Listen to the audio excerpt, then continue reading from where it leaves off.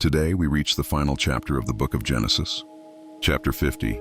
We have traced the history of creation, of Adam and Eve, of the flood, of Abraham, Isaac, Jacob, and Joseph.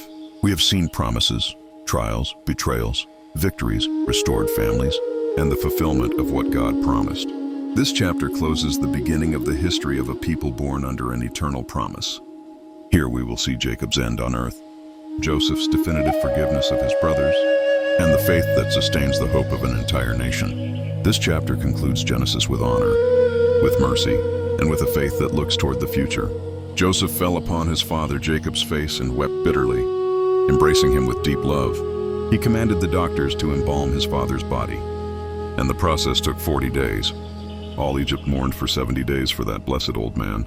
Then Joseph asked permission from the Pharaoh, saying that he had sworn to take his father to Canaan to bury him in the cave prepared for the family. The Pharaoh granted him permission. Joseph went out accompanied by the Pharaoh's officials, the elders of his house, the principal men of Egypt, his brothers, and the entire family of Israel. They left only the children, sheep, and cattle in the land of Goshen. When they reached Atad, across the Jordan, they organized a great ceremony of weeping and honor, a solemn 7-day mourning. The inhabitants of the region were struck by the magnitude of the grief and said it was a great mourning for the Egyptians. Afterward, they carried Jacob to the land of Canaan and buried him in the cave where Abraham and Sarah, Isaac and Rebekah, and Leah, that beloved wife, rested. Then they returned to Egypt. Seeing that their father had died, Joseph's brothers were afraid and thought that now Joseph would punish them for the harm of the past. They sent a message saying that their father had asked before dying that he forgive their wickedness. When Joseph heard these words, he wept. His brothers came and bowed down before him, declaring that they were his servants.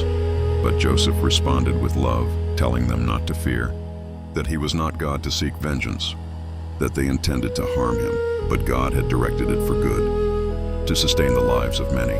He assured them that he would care for them and their children, and he comforted them with words of peace. Joseph remained in Egypt with his father's family. He lived 110 years. He saw the children of Ephraim to the 3rd generation, and also saw the children of Manasseh grow up on his knees.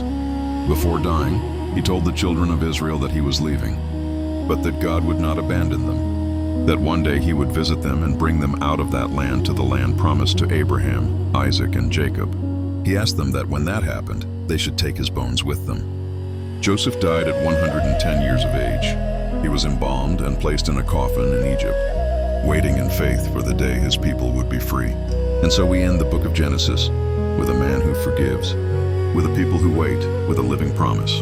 We close this chapter with gratitude, because God was faithful from the beginning, in creation, in the covenants, and in the lives he transformed.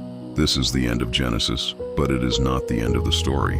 What comes next will be growth, nationhood, miracles, struggle, freedom, and fulfillment. Thank you for joining me this far, for listening, for believing, for sharing this biblical journey. Let's continue together, for the best is yet to come.